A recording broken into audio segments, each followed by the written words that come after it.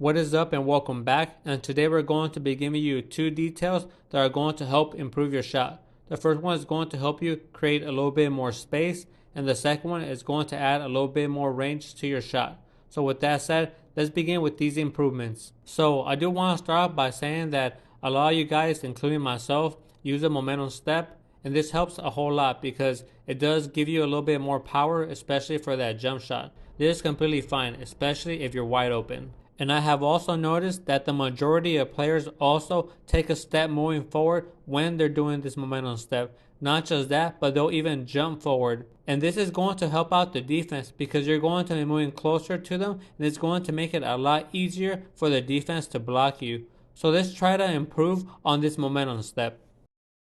And a way that we can improve our momentum step is by having the leg that's going to be creating that extra force be behind us. That way, when you're actually stepping forward or swinging your leg forward, you're going to be coming up to a neutral position or maybe slightly forward. But you are going to be avoiding taking a full step forward or even a half step that sometimes gets you in trouble.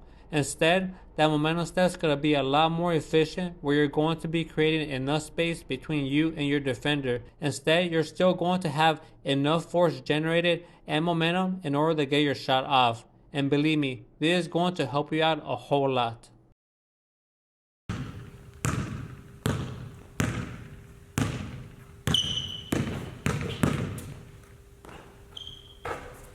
And I also wanted to add that if you are a skilled basketball player and you can add a little fade to your jump shot, it's going to make this move a lot better because not only are you going to be avoiding being close to your defender, but when you're coming straight up, you're going to be fading a little bit back. So that's even going to create more space for you. And as you can tell, these small details do matter because they do separate you from other basketball players. So make sure that you're catching on and adding these small details to your basketball game.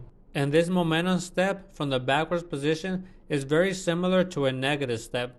But we will cover a negative step in a different video. All I want you to know is that a negative step is used more for driving, but this momentum step from the backwards position is real nice for jump shots, and that's going to be our focus. And this next improvement I'm going to be sharing with you guys, I have noticed that a lot of basketball players are not aware of this. They have a real good form from the free throw line, the mid game, or even the 3-point line, like right there on the line or maybe a step backwards. But beyond that, they don't have this mechanic down, and I feel that maybe nobody has taught it to them, or maybe they haven't looked at how many misses they're actually making, because from the sideline I do see a lot of overshot shots or even a couple air balls, and it all has to do with fundamentals and footwork. So with this next technique, you guys are going to be able to improve the range of your three for those deep threes. So make sure that you're catching on. So when you're shooting jump shots inside the key or within the 3-point line, it's actually very easy for a lot of players. You have enough strength in your arms and your legs in order to shoot a jump shot. As you can see in the video, your stance doesn't really matter a whole lot. And then you come up to the 3-point line. And I know lots of players, when they reach the 3-point line, they actually focus up a little bit more. They make sure that their stance is how it usually is. They have a nice good form. Sometimes even some players make sure that their feet line up with their shoulders, right? So at the 3-point line, lots of players don't have any problems. I've seen that. But when players start venturing even further out, maybe 2 steps behind the 3-point line, 3 steps, a couple of feet behind the 3-point line, I do notice players start getting a little bit lost. Their shot becomes a little bit more inconsistent. And sometimes they're overshooting or even making air balls like we mentioned earlier. And the reason for this is because when you're further out into that 3-point line, that Steph Curry, Trae Young zone, you're going to need to have a more narrow stance. And the reason for this, especially when you're further out and you have a wide stance, is that you're minimizing your jump height. And lots of players don't realize this, especially when they're lining up with their shoulders or even further out, outside their shoulders. They're losing 2 inches, maybe even more, 3-4 inches off their jump height. This is going to have a very significant effect on your shot, especially when it's traveling through the air. You're going to need more force because you're actually going to be lower from the ground when you're coming up. And that's something that players don't realize. And I see this a whole lot, especially on the step backs.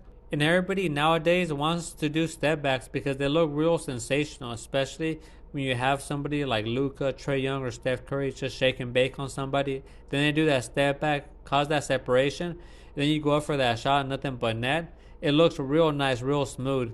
But the problem is that I see a lot of young players when they do that step back, they're landing really wide, and then they expect to come straight up and able to cover a long distance, especially for those deep threes.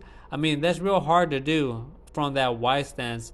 So if you're able to improve and do a step back and keep that narrow stance, trust me, it's going to make that shot a lot easier. And don't just take my word for it, gals and guys. Go out there and put this to the test.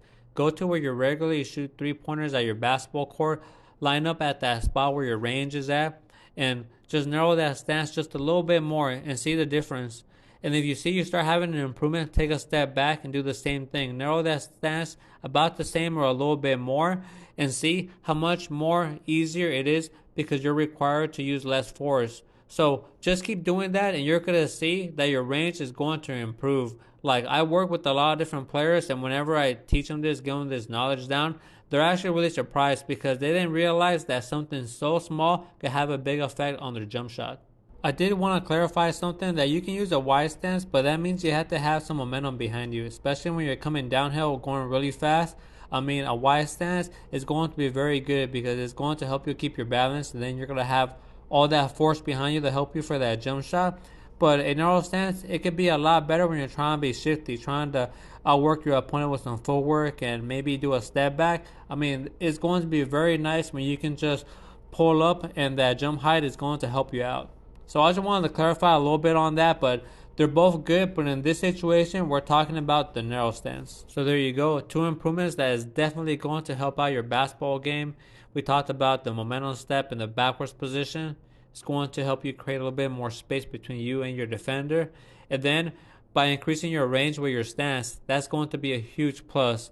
So thank you everybody for stopping by. I appreciate you guys. I make these videos because I love to hear and know that you guys are improving out there. And like always, much love and peace out.